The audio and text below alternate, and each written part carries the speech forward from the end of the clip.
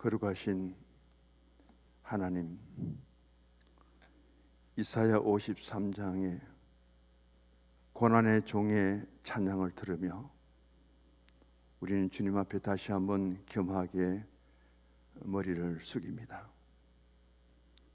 그가 찔림은 우리의 허물 때문이며 그가 상함은 우리의 죄악 때문이고 그가 징계를 받음으로 우리는 평화를 누리며 그가 채찍에 맞음으로 우리는 나음을 입었습니다.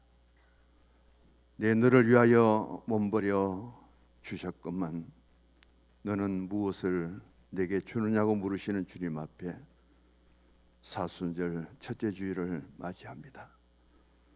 아버지 하나님, 주님 가신 그 길에 그 십자가의 고난을 생각하며 가장 아픔과 고통이 있을지라도 우리에게는 영광과 기쁨의 부활이 있기 때문에 그 날을 바라보며 그 날을 생각하며 인내로서 참고 견디는 아름다운 사순절이 되기를 원합니다. 아버지 하나님, 이 예배를 위해서 기도로 간구드린 유병옥 원로 장로님, 그 간구함을 들어주시사 평생을 믿음으로 이 제단을 섬기며 아름다운 헌신을 그 발자취를 남기셨습니다. 건강을 지켜주시고 하나님의 사랑을 항상 덧입을 수 있도록 붙들어 주옵소서.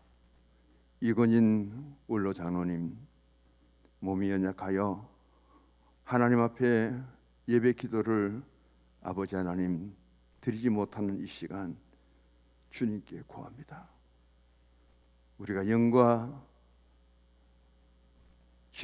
진정으로 예배를 드리지만 결국 우리의 몸으로 예배를 드립니다. 건강을 지켜주시고 붙들어 주셔서 평생을 섬기며 기도했던 이 제단에 다시 한번 기도할 수 있도록 하나님께서 강한 손으로 붙들어 주시기를 원합니다. 우리의 마음을 열어주시사 오늘 주신 말씀을 다시 한번 생각하며 우리 남은 생에 어떻게 믿음으로 살아야 될 것인지 서로를 돌아보며 주님 안에서 사랑하고 주님 안에서 위로하고 주님 안에서 칭찬하고 격려할 수 있는, 천국을 사모하며 바라볼 수 있는 귀한 시간 되기를 원합니다. 종을 세워주셔서 감사함을 드렸고 우리 주님 예수 그리스도 이름으로 기도드리옵나이다. 아멘.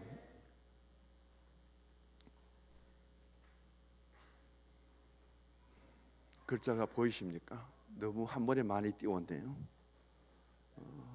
교회 열기라고 하는 것은 우리가 일반적으로 사용하는 달력이 태양력입니다.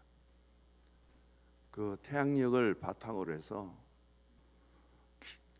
기독교 예배를 가장 귀하게 지키도록 하기 위해서 절기를 배열한 달력이 교회역이에요.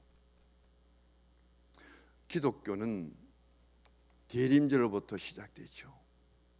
기다릴 때자에 임할 임자, 주님의 이 땅에 오심과 주님의 십자가의 사건과 주님의 부활과 예수님에게 전체적인 초점을 맞추어서 기독교 절기는 세워져 있습니다. 성탄절 전 4주 동안 우리는 기다림의 신앙 속에서 이 땅에 오신 예수님을 맞이하게 됩니다. 대림절은 같이 읽어봅니다. 기다림의 절기다. 그 다음 이어지는 절기가 성탄절입니다.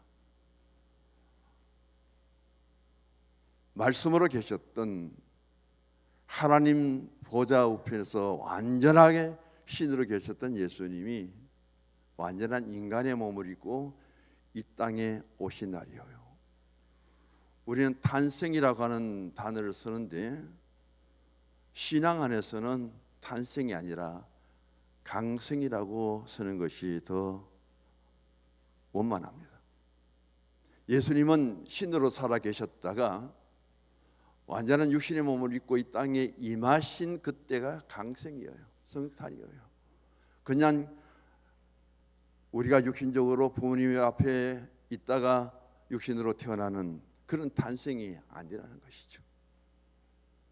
그래서 성탄절은 예수님이 완전한 신으로 계셨다가 완전한 인간의 몸을 입고 오신 강생의 날이시다. 주연절이 우리 지난 주일까지 주연절이었는데 같이 한번 읽어보십시다. 예수가 30세에 세례 요한에게 세례를 받고 하나님의 아들로 세상에서 공정받은 것을 기념하는 절기다.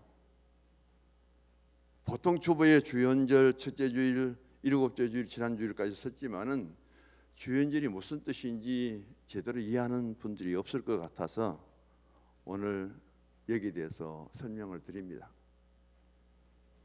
예수님이 33년을 사셨는데 30세 때에 요단강에서 세례 요한에게 세례를 받습니다.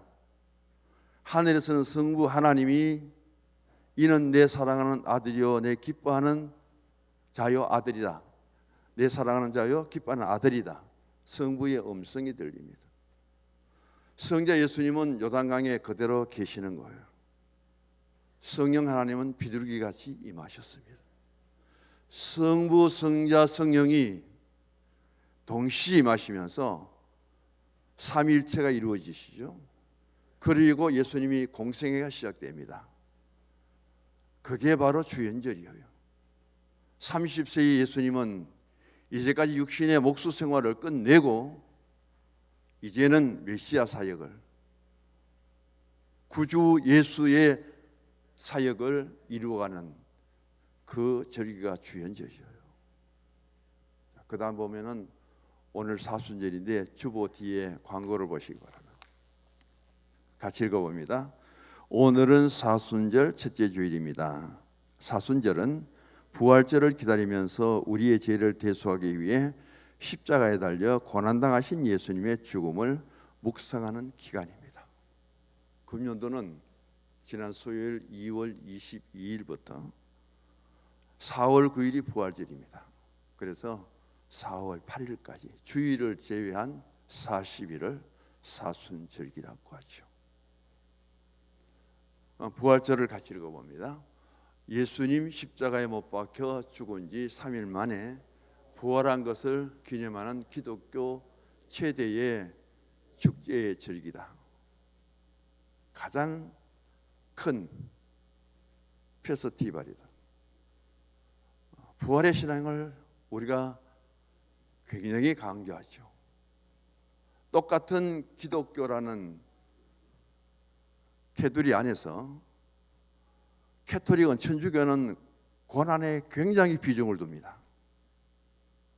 우리 기독교는 부활에 굉장히 강조점을 두고 있어요. 동방정교회, 느시아, 그리고 다른 교단들은 때로 재림에 초점을 두고 있습니다. 신앙이 변질되고 변화되는 건 좋은데 우리는 부활신앙을 가졌기 때문에, 부활의 신앙을 가장 강조하기 때문에 고난의 사순절은 대충 넘어가도 된다. 고난의 사순절을 너무 치중할 필요가 없다.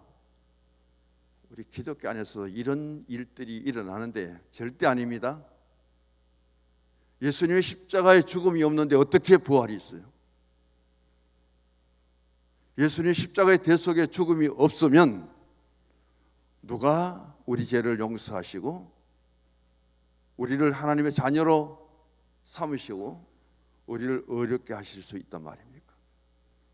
기독교는 부활을 강조하는 것은 좋은데 부활 신앙을 통해서 고난의 사순절, 고난주간은 대충 지나가도 된다. 이렇게 가르치는 목사들도 있어요. 그런 가르침을 우리가 들을 때는 조심하시기 바랍니다. 그 다음 오순절 같이 읽어봅니다. 성령 강림절, 예수님 부활 후에 50일째 되는 날.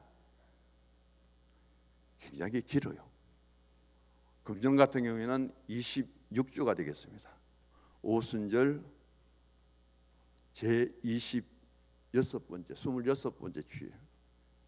그러면은 대림절로 넘어가게 되는데 26주일 중에 13주일을 오순절로 지키는 교회도 있고 나머지 14번부터 26번까지는 창조절이라는 그런 명칭을 달아갖고 또 분리하는 데도 있습니다.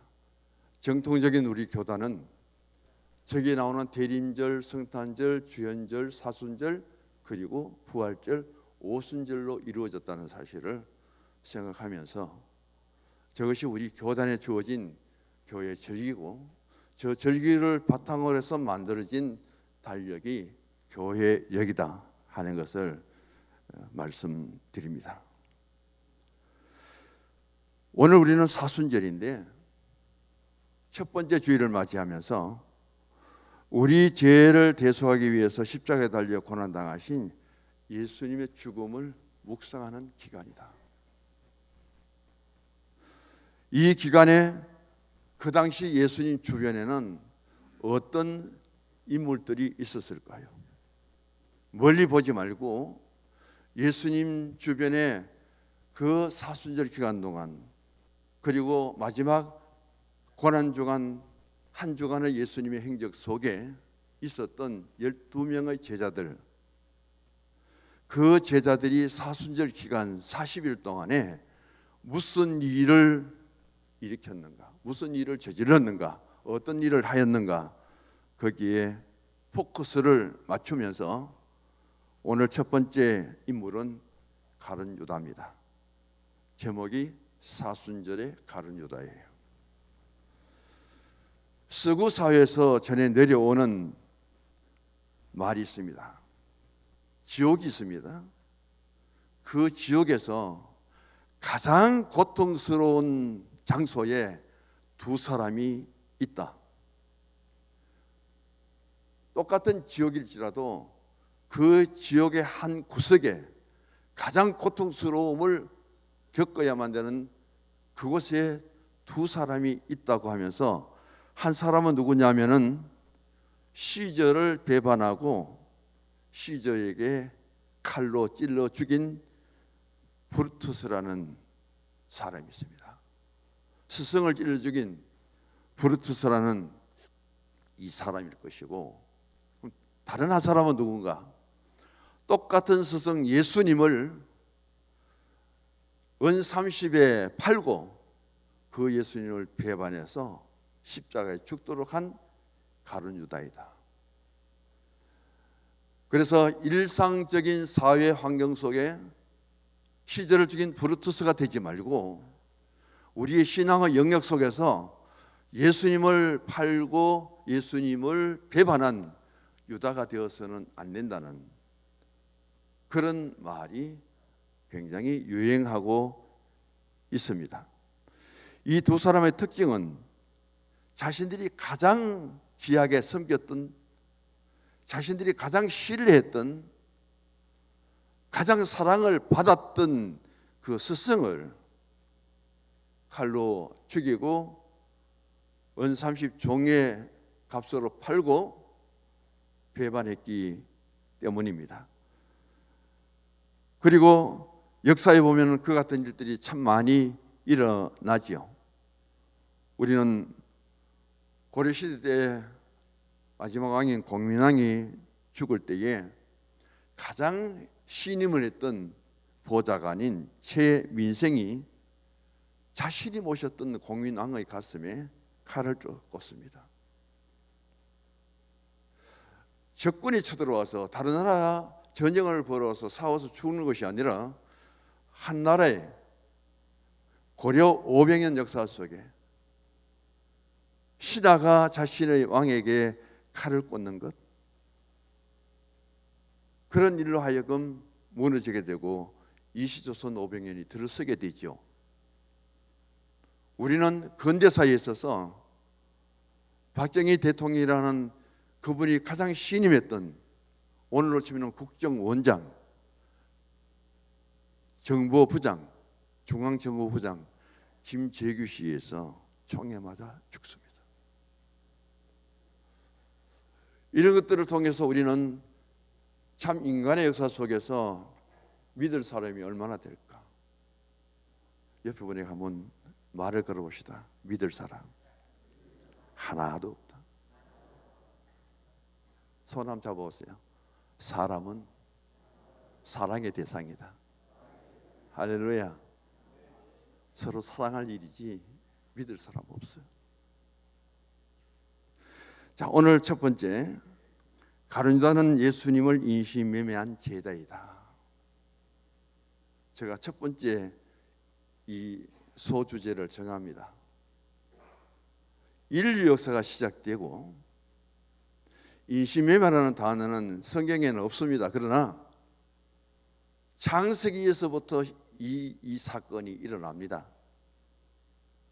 아브라함이 사라를, 이삭이 리브가를 하나님이 간섭하고 하나님이 개입하지 않았다면은 어쩌면 믿음의 족장들부터 인신매매범이 되었을 거예요. 자기 살기 위해서 자기 부인을 누이라고 속이고 애굽 왕에게 바칠 뻔했잖아요. 아비멜렉 왕 앞에 바칠 뻔했잖아요. 하나님이 도저히 그것을 보시지 못하고 간섭해서 그에게 손을 대고 건드리면 죽여버린다. 하나님과 전혀 관계없는, 하나님 누구인지도 잘 모르는 그런 권력을 가진 왕들이 그 말씀 때문에 포기합니다. 그런데 구약에서 우리의 삶에 하나님 앞에 코람되어 가장 예수님의 그림자로 살았던 사람이 있다면 그 사람이 요셉입니다.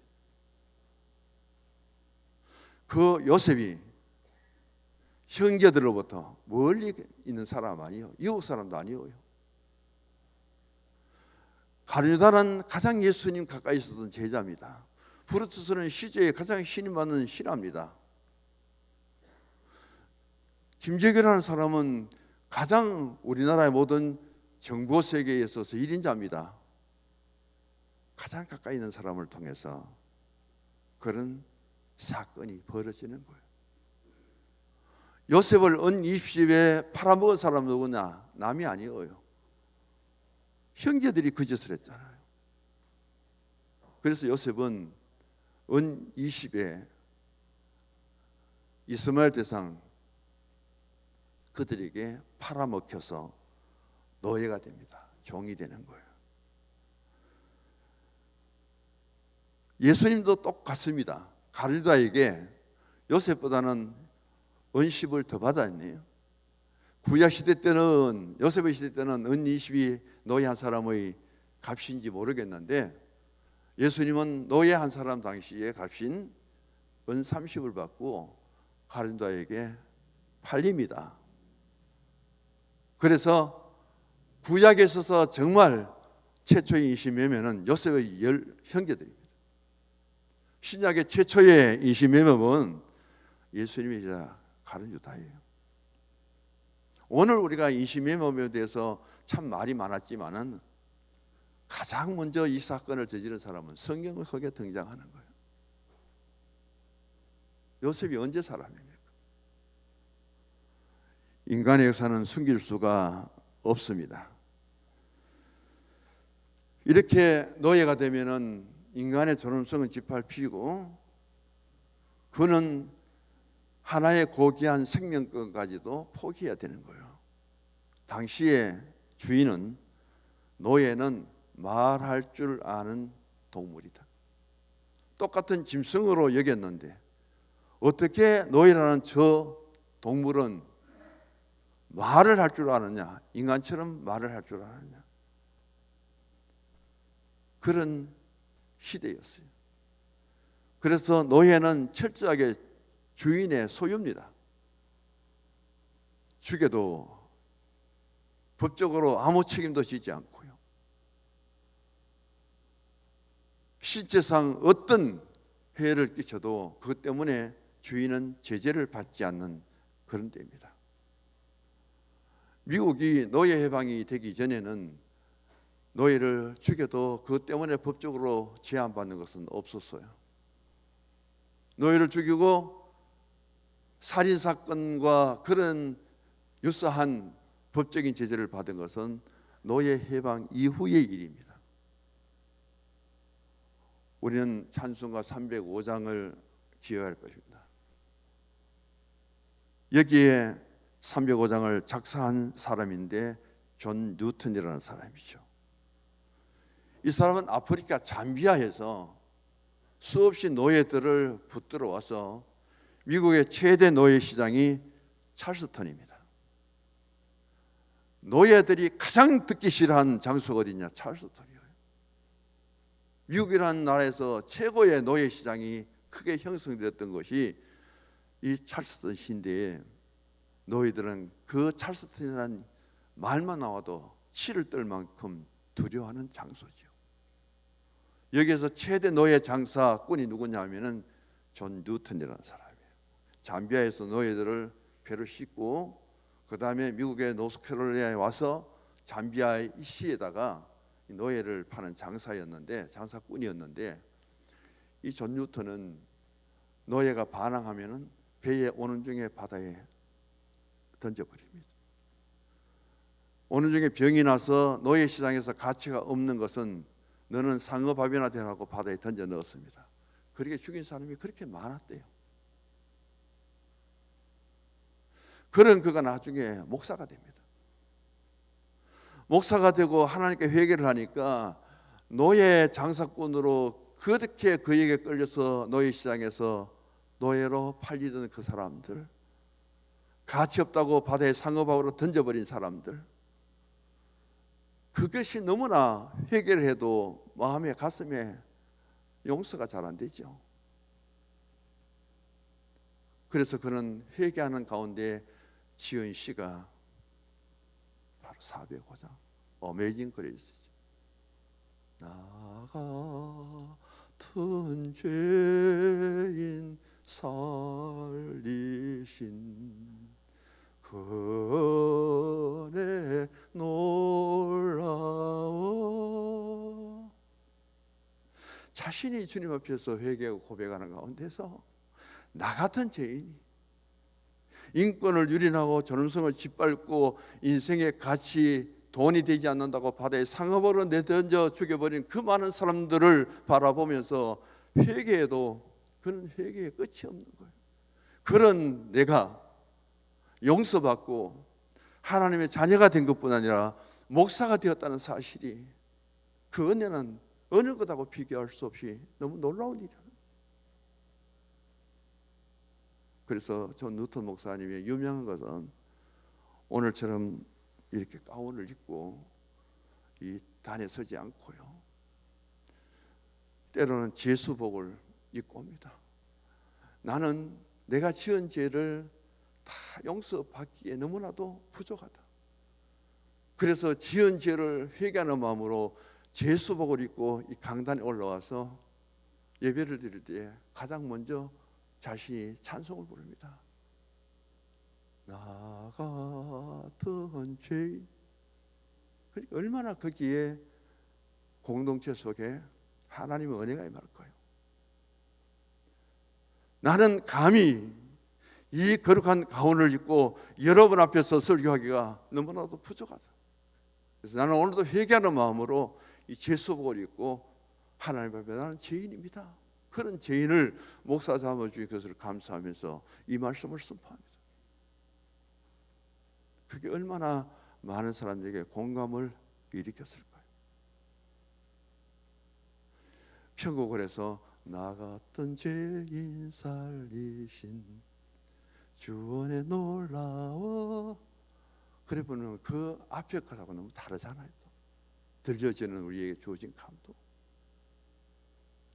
이렇게 해서 이 305장 찬송가 그렇게 유명해졌고 수없이 많은 사람들이 회개하고 주님께 돌아와서 하나님의 자녀된 것이 너무 고맙고 그래서 저절로 이 찬송가를 부르게 되고 참 많은 애창곡으로 오늘 교회에서도 똑같이 들려지게 됩니다. 그러면은 무엇이 문제 있냐? 가룟 유다가 예수님을 배반하고 돈을 받고 팔렸고 계획을 했는데 그것을 실천하기까지 그것을 해석해 주는 사람이 없습니다. 왜 그랬을까? 제자로서 스승을 배반하고 그것도 종 하나에 필요한 은 30을 받고 스승을 배반하겠다고 그렇게 계획을 세우고 실천해버린 가룟 유다는 왜 그랬을까? 해답이 없습니다. 그 가룟 유다가 자신이 그런 계획을 실토하지 않고 죽어버렸기 때문에. 그래서 가룟 유다가 왜 그런 일을 했을까? 신학적인 해석을 많이 지금도 하고 있는데 명확한 해석은 하나도 없습니다. 자, 일반적으로 해석을 제가 말씀드릴게요. 가룟 유다가 경험한 예수님의 기적의 현장은 언제 일어났는가? 예수님이 기적을 많이 일으키셨는데 항상 위급할 때 예수님의 기적이 공동체 속에 임하더라. 이게 가룟 유다의 머릿속에 인식되어 있다는 거예요.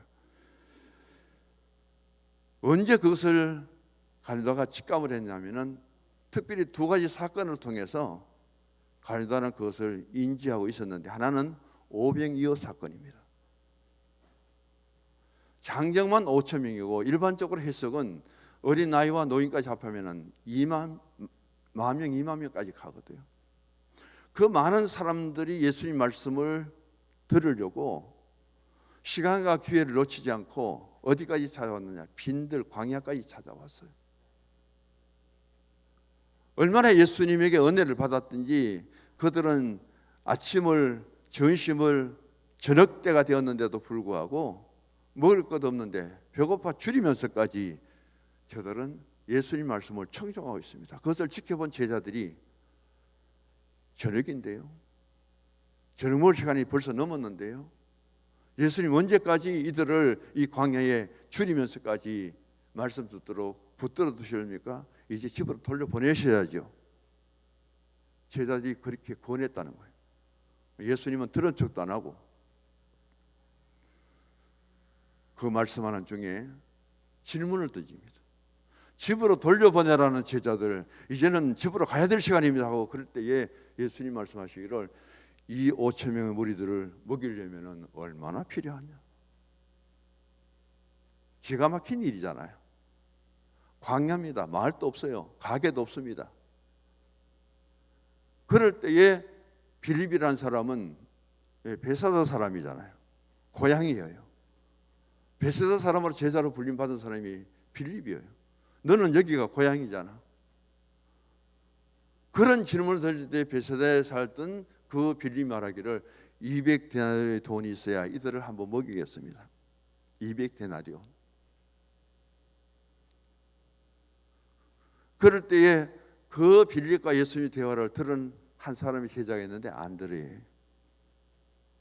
그 안드레가 어디에서 발견했는지 한 어린아이가 오병이어 보리떡 5개와 물고기 2마리. 보리떡은 보리밥은 조금만큼 작겠죠. 한 아이가 먹을 거니까. 거기 나오는 물고기는 멸치입니다. 원어로 보면. 그걸 발견하고 예수님께 아이를 데려와서 그 오병이어를 예수님께 드리죠.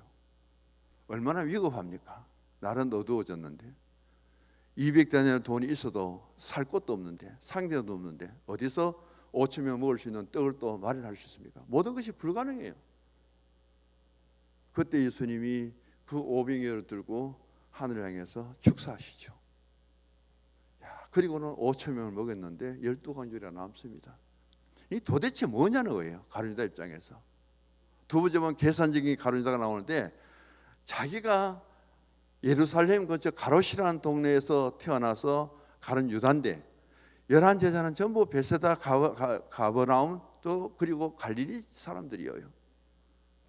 완전히 농촌 사람들인데 자기는 대도시에서 태어났잖아요. 자기가 알고 있는 상식으로 계산으로는 도저히 이해 안 되는데 그걸 5천 명 먹이고 12강길에 남는 걸 보고 예수님은 대단한 분이시다. 요한복음 6장에 보시면요, 그 사건 후에 예수님을 임금 삼으려고 합니다. 예수님을 왕으로 삼고 임금으로 삼으려고 하는 것은 유일하게 거기에 나와요. 예수님 피해서 도망가 버리죠, 산으로. 그 사건을 통해서 가룟유다가 무엇을 계산합니까? 참 대단한 분이다. 저런 능력이 있는 분이 어디에 앉아야 돼요? 빌라도를 내쫓고 그 자리에 앉아야 된다. 더 나아가서는 로마의 정권 속의 식민지를 벗어나서 유대 나라를 독립시켜야 된다. 그런 능력이 있는 분이다. 저 사건을 통해서 보면은 그게 가룟유다 머릿속에 꽉 차 있습니다. 돈에 밝은 사람, 계산에 밝은 사람 머릿속에 어떻게 500여를 통해서 5천 명이고 12관계로 남을 수 있을까? 머리 회전이 굉장히 빨리 돌리는 거죠. 그런데 500여 사건 뒤에 무슨 일이 있습니까? 배를 타고 예수님과 같이 가잖아요. 바다 속에 지나가는데 풍랑이 일어납니다. 예수님은 배 고문에서 주무시고 계시는 거예요. 같이 배 타고 가는데 풍랑이 얼마나 일어나는지 제자들이 참다 못해서 잠자는 예수님을 깨우시면 뭐라 해요? 우리가 죽게 됐는데, 이 풍랑에 배가 뒤집어서 죽게 됐는데 예수님 주무시고 계신다고요? 우리를 살려주십시오. 그렇게 아우성을 치면서 예수님을 깨웁니다. 예수님이 일어나셨습니다. 바다와 광풍을 바라보시고 예수님이 말씀합니다. 바다가 잔잔해지죠. 광풍이 잔잔해지죠. 어떻게 한 사람의 능력이 그렇게 광풍이라는 바다까지 잠재울 수 있는가? 그 풍랑을 잠재울 수 있는가? 타이타닉과 같은 그런 큰 배가 아니라 노를 저어가는 그 돛단 배, 넘어지면 파손당하고 다 죽을 입장에 있는 그 배에서 예수님이 말씀하시니 거친 파도가 잔잔해지는 이 역사, 그 현실을 지켜본 가룟유다의 마음에는 도대체 어떤 능력을 가지신 분이야? 내가 모신 스승님이 대단한 분이구나. 그의 마음 머릿속에는 의심이 떠나지 않습니다. 빨리 이분이 자기 능력을 나타내서 유다에 들어가서는 빌라도를 내쫓고 총독이 되었다가 유다 왕이 되었다가 그들이 바라는 일은 로마로부터 완전히 독립하는 것이죠. 그런 생각을 가진 가룟유다가 이제 무엇을 생각하느냐? 제자들이 죽게 되어서 할 때 예수님이 말씀하니 그때까지 풍랑이 있는 것을 모른 척하고 잠자시던 예수님, 주무시던 예수님이 한마디 말로 풍랑이 잔잔해졌다. 어디 가도 살 데도 없고 먹을 수도 없는 그 자리에서, 광야에서 한 어린아이 500여를 통해서 5천 명을 먹이고 12관계가 남았다. 위급한 상황에 닥칠 때마다 예수님은 그 문제를 다 해결하시더라. 그러면 지금 유다 민족들이 고생하고 있는데, 억눌리고 있는데, 저 로마의 병정들을, 예루살렘 거리를 활보하고 있는 빌라도의 군사들을 예수님이 건드려 갖고 굉장히 위급한 상황이 벌어지면 예수님의 능력은 빌라도 병정들은 아무것도 아니에요. 로마가 아무리 힘이 세다 할지라도 예수님은 충분히 로마를 물리뜨리고 유대를 독립시킬 수 있다고 생각하죠. 성경의 일반적인 해석입니다. 가룟유다는 그런 예수님의 능력을 믿었는데 그 다음 예수님은 엉뚱한 말만 하는 거예요. 나는 이 땅에 왕이 되려고 온 것도 아니고, 나는 앞으로 고난받을 것이고, 나는 앞으로 십자가에 죽게 될 것이고, 이 예수님이 하시는 말씀은 오병이어 사건과 풍랑 있는 바다를 잔잔케 한 그때의 모습과는 전혀 다른, 유다로서는 받아들일 수 없는 이상한 말만 하는 거예요. 그래서 유다는 크게 실망합니다.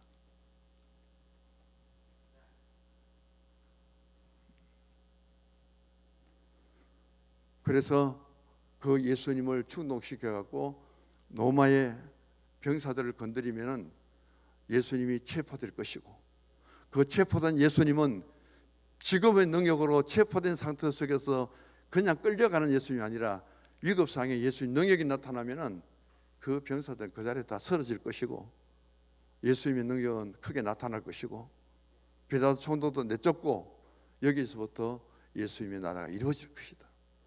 그런 생각으로 가득 차 있습니다. 바로 여기에서 가룟유다는 마음이 변해버립니다. 예수님이 고난당한다. 예수님 죽는다. 그 예수님 종이다. 무슨 종이에요? 예수님은 왕인데. 예수님은 예루살렘 올라가서 십자가를 지고 죽는다. 예루살렘 올라가면 예수님이 왕이 되어야 되죠.